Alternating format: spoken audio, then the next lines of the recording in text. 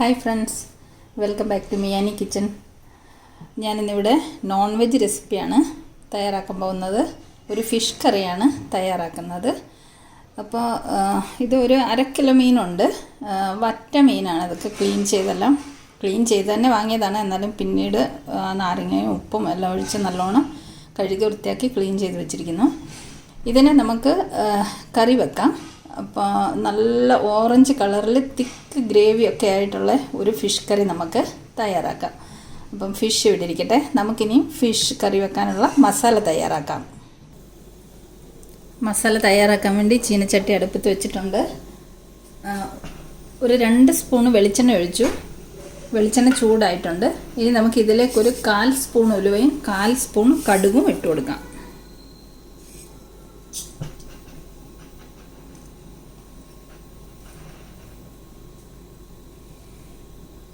ഉലുവയും കടുകും ഒന്ന് മൂത്ത് വരട്ടെ. ഇനി നമുക്കിതിലേക്ക് ഒരു 3 അല്ലി വെളുത്തുള്ളിയും ഒരു ചെറിയ കഷ്ണം ഇഞ്ചിയും ചെറുതായി അരിഞ്ഞത് ഇട്ട് കൊടുക്കാം. ഇതൊക്കെ നമുക്ക് അരച്ചെടുക്കാനുള്ള മസാലയാണ് ഞാനിപ്പോൾ തയ്യാറാക്കുന്നത്. ഇഞ്ചിയുടെയും വെളുത്തുള്ളിയുടെയും പച്ച മണമൊക്കെ ഒന്ന് മാറട്ടെ.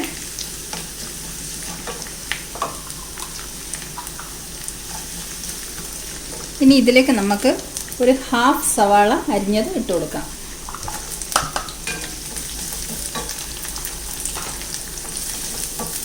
ഇതെല്ലാം നമുക്കൊന്ന് വഴറ്റിയെടുക്കാം. ഉള്ളി, വെളുത്തുള്ളി, ഇഞ്ചിയൊക്കെ വാടി വന്നിട്ടുണ്ട്. ഇതിലേക്ക് നമുക്കിനി പൊടികൾ ചേർത്ത് കൊടുക്കാം. ഒരു 1/4 സ്പൂൺ മഞ്ഞൾപ്പൊടി, 1 സ്പൂൺ നിറയെ മല്ലിപ്പൊടി. ഒന്ന് ഇളക്കി കൊടുക്കാം. ലോ ഫ്ലെയിമിലാണ് പൊടികൾ ഇട്ട് കൊടുക്കുന്നത്, അല്ലെങ്കിൽ പൊടികളെല്ലാം കരിഞ്ഞു പോകും. ഇനി നമുക്ക് മുളക് പൊടി ഇട്ട് കൊടുക്കാം. ഞാനൊരു 2 സ്പൂണോളം മുളക് പൊടി ഇടുന്നുണ്ട്. ഇതിപ്പോൾ 1/2 കിലോ മീനുള്ളതാണ്. അപ്പം നമുക്ക് എരിവ് എത്ര വേണം അതിനനുസരിച്ചുള്ള മുളക് പൊടി കൂട്ടിയും കുറച്ചൊക്കെ ഇട്ട് കൊടുക്കാം, അവനവൻ്റെ ആവശ്യത്തിന് വേണ്ടിയിട്ടുള്ളത്.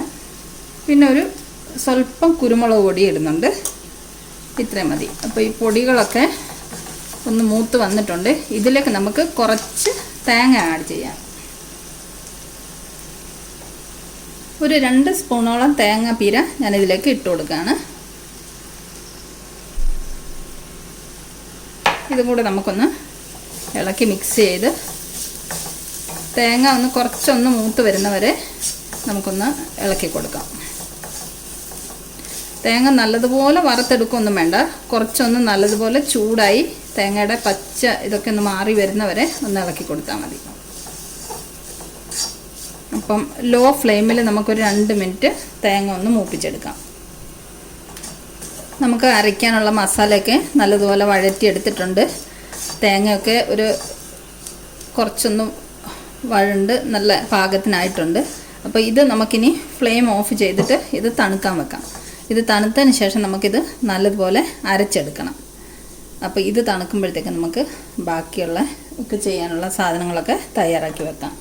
അപ്പോൾ ഇത് തണുക്കട്ടെ. നമുക്ക് ഈ മീൻ കറി തയ്യാറാക്കാൻ വേണ്ടി ചട്ടി അടുപ്പത്ത് വെച്ചിട്ടുണ്ട്. കുറച്ച് വെളിച്ചെണ്ണ ഒഴിച്ചു. വെളിച്ചെണ്ണ ചൂടായി. അതിലേക്ക് നമുക്ക് കുറച്ച് കറിവേപ്പില ഇട്ട് കൊടുക്കാം.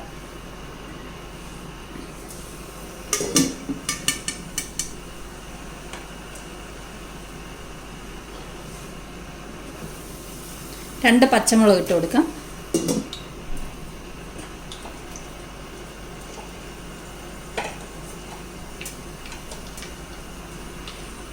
ഇനി നമുക്കൊരു 5 ചുമന്നുള്ളി കഷ്ണങ്ങളാക്കി അരിഞ്ഞത് ഇട്ട് കൊടുക്കാം.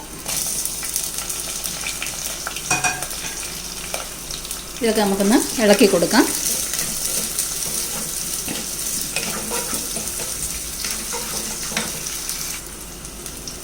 ഉള്ളി വാടിയിട്ടുണ്ട്. നമുക്കിതിലേക്ക് ഒരു ചെറിയ തക്കാളി ഒരു 8 കഷ്ണങ്ങളായിട്ട് കട്ട് ചെയ്ത് ഇതിലേക്ക് ഇട്ട് കൊടുക്കാം. ഈ തക്കാളിയും കൂടെ ഒന്ന് നല്ലതുപോലെ വാട്ടിയെടുക്കാം.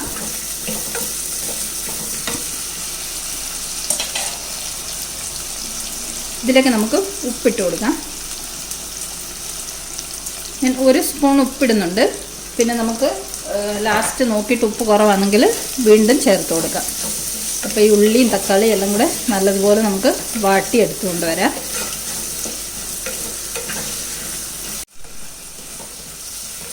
തക്കാളി ഉള്ളിയൊക്കെ വാടി വന്നിട്ടുണ്ട്. ഇതിലേക്ക് നമുക്കൊരു 1/4 സ്പൂണ് മുളക് പൊടി ഇട്ട് കൊടുക്കാം. നമ്മൾ 2 സ്പൂൺ മുളക് പൊടി ഓൾറെഡി അരപ്പിന് വേണ്ടി ചേർത്തിട്ടുണ്ട്. ഈ മസാലയ്ക്കൊക്കെ ഒരു കളർ കിട്ടാൻ വേണ്ടി ഒരു 1/4 സ്പൂൺ മുളക് പൊടി ഇതിലേക്ക് ചേർത്ത് കൊടുത്തിട്ടുണ്ട്. ഞാൻ യൂസ് ചെയ്തത് മുഴുവനും കാശ്മീരി ചില്ലി പൗഡറാണ്.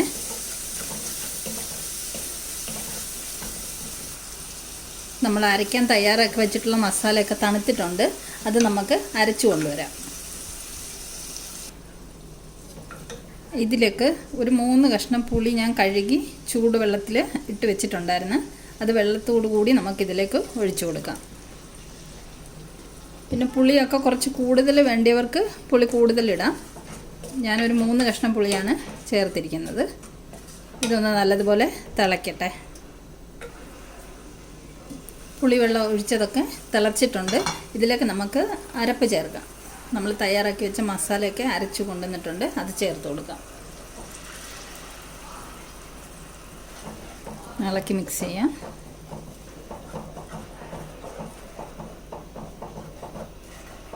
ഇതൊരു 2-3 മിനിറ്റ് നമുക്ക് ഈ എണ്ണയിലിട്ട് ഈ അരപ്പൊന്ന് വഴറ്റിയെടുക്കാം. അതിന് ശേഷം നമുക്ക് ആവശ്യത്തിനുള്ള ചാറിന് വേണ്ടിയിട്ടുള്ള ചൂടുവെള്ളം ചേർത്ത് കൊടുക്കാം.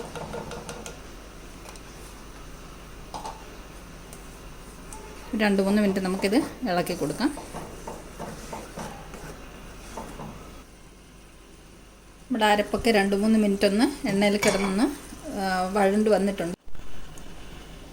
നമ്മൾ ചാറിന് ആവശ്യത്തിനുള്ള ചൂടുവെള്ളം ചേർത്ത് അരപ്പ് നല്ലതുപോലെ തിളച്ച് വന്നിട്ടുണ്ട്. ഇതിലേക്ക് നമുക്ക് മീൻ കഷ്ണങ്ങൾ ഇട്ട് കൊടുക്കാം.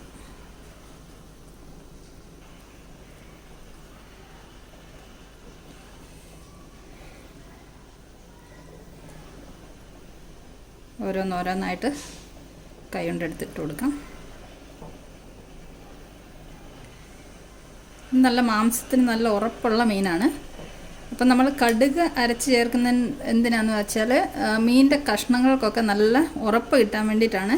നമ്മളൊരു കുറച്ച് 1/4 സ്പൂണ് കടുകും കൂടെ മസാല അരച്ചപ്പം അതിൽ ചേർത്ത് വഴറ്റി അരച്ചിട്ടുണ്ട്. അപ്പോൾ ഇനി ഇത് നമുക്ക് അടച്ചു വെക്കാം. നമ്മുടെ കറിയൊക്കെ നല്ലതുപോലെ തിളച്ച് വെന്ത് വറ്റി വന്നിട്ടുണ്ട്. ചാറൊക്കെ നല്ല കുറുകി വന്നിട്ടുണ്ട്. ഇതിലേക്ക് നമുക്കിനി കുറച്ച് കറിവേപ്പില ഇട്ട് കൊടുക്കാം. കുറച്ച് വെളിച്ചെണ്ണ, പച്ച വെളിച്ചെണ്ണ ഒഴിച്ചു കൊടുക്കാം. 2-3 തുള്ളി പച്ച വെളിച്ചെണ്ണ ഒഴിച്ചു കൊടുക്കാം. ഇനി നമുക്ക് ഫ്ലെയിം ഓഫ് ചെയ്യാം. കറി റെഡി ആയി കഴിഞ്ഞു. ഇത് കണ്ട നല്ല തിക്ക് ഗ്രേവി ആയിട്ടുള്ള നല്ല ടേസ്റ്റി ഫിഷ് കറി തയ്യാറായി കഴിഞ്ഞു. അപ്പോൾ നമുക്ക് ഫിഷ് കറിയുടെ കൂടെ കപ്പ വേണമല്ലോ. ഞാനിവിടെ കപ്പ വേവിച്ച് വെച്ചിട്ടുണ്ട്.